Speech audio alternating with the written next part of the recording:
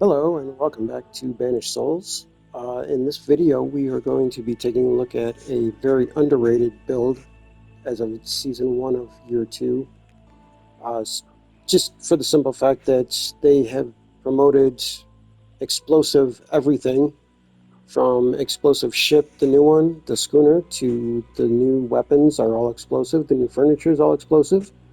And this is slipped underneath the radar, and it's a very, very good and effective build. So let's take a look at it. We are going to do a lightning build, um, just for the simple fact that everything is explosive this season, and everybody's using explosive. Well, Ubisoft kind of slipped it under the rug, but they countered it with the captains. If you scope them, you'll see that they are either resistant or have very high damage mitigation to explosive and piercing. So, what's the next best thing? We have electric. Not many of them have very good electric mitigation, so that's why we're going to run this build. And we are going to start off with Divine Thunders in front, and they are fully ascended.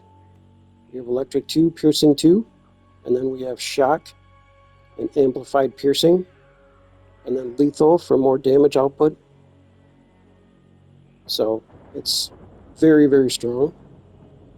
And then another little thing that I found out is everybody runs long guns all the way around your ship. Well, that's great if you have weak points to hit. Once your weak points are gone, those long guns, you don't get that extra perk to them where you do more damage. So in comes the mandates, which are fully ascended as well, but they have electric 2.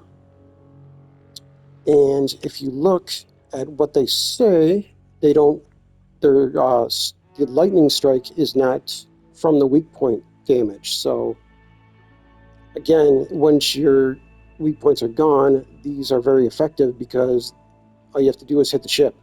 And it says it's 15% chance, but it's way higher than that. It procs it quite fast. So, little tip on that one. I was one of the people that actually did run long guns around all the way around my ship too, until I figured this out. So this is a very, very good culverin to have. It does proc it faster than 15%. It's way more than even double 15%. It basically, once you unleash your full broadside, it'll hit it. So we have those on that side. We have the mandates on the other side as well. And we are running shock and lethal and amplified electric. And then we also have a Divine Thunder in the back, fully ascended, which is running firepower, lethal, and amplified electric. And then we have the little Grace 3, which has been, it's probably the best. Can't say it's a weapon because it heals you, but it's the best weapon in the game right now for the season anyway. It is fantastic, especially when it's fully ascended and you get all these modifications on it. So I went with obviously God rolls. If you get them, they're so hard to get. The Bowser, it reduces the target's buildup of the blaze status effect, and this season everything has a blaze on it, so it's quite good. Durable buoys make them last longer, and Empower, which gives you 3% more weapon or healing for all the ships. Like if you're in a big group, it gives you extra healing, so that's a nice little perk to have too. And then we are also running the Tanasha armor, which stats don't do justice to it. It's actually very, very good armor. It's better than what the stats say. And the reason I'm using it on this ship is because it's a junk and it's a DPS tank. And you're going to be bracing a lot because you're basically, every time you're around ships and bracing, you're throwing taunt on them, so they're going to be attacking you. So you're bracing a lot, and this is going to help you with that because it builds up negative status effects, reduces the buildup of negative status effects by 10% per every second. So that's very nice to have, especially when you're bracing all the time. Furniture. We have the water tank, obviously, for extra bracing, because we're going to need it. And then we have charge stores for our electric weapons. And then we have a little more area of effect damage, plus a little more health on our hull. And then we have the cannonball charging station, obviously, for our stone truck.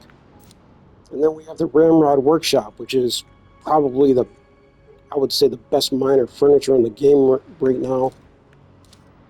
Decreases reload time of broadside weapons by 15%, increases secondary damage dealt by broadside weapons by 10%. It's pretty good. And then we also have beam sports, of course. It's basically a staple on every one of my builds. Increase max health by 7%, increase armor rating of equipped armor by 7%.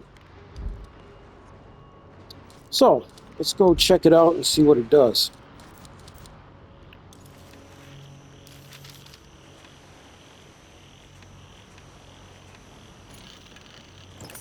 Oh, it starts in a minute. That's great.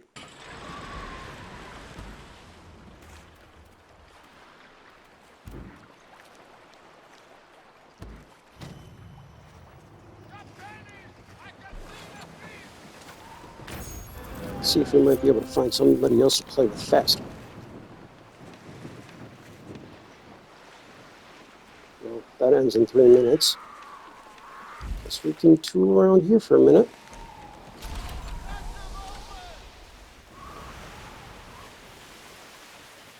See if we can find anybody to play with around here.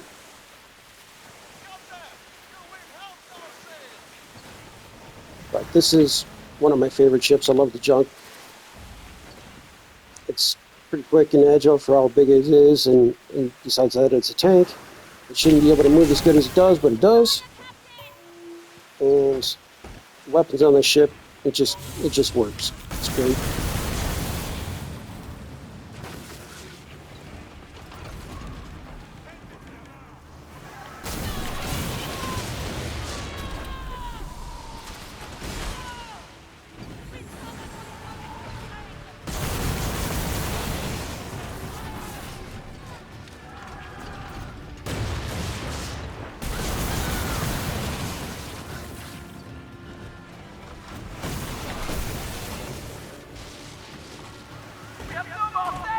I had to get used to not having an auxiliary weapon instead of the Little Grace 3. I'm just so used to having that. But Little Grace 3 is a lifesaver. There she is.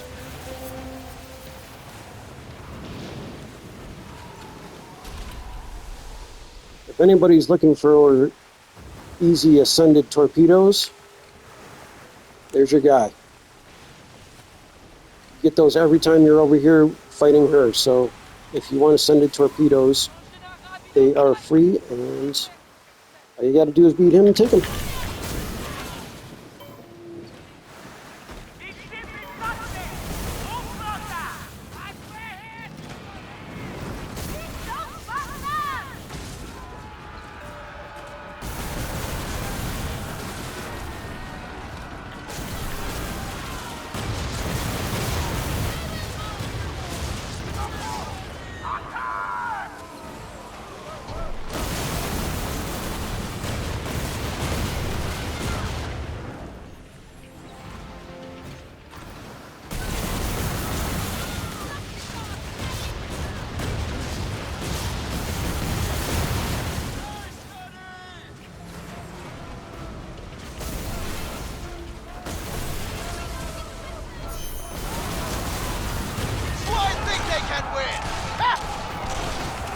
Get all the status effects I have on her.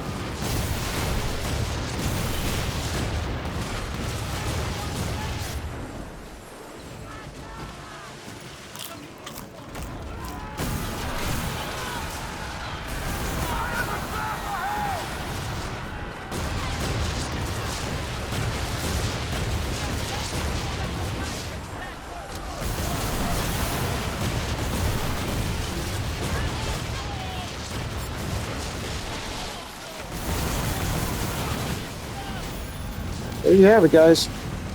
Great build. Highly underrated.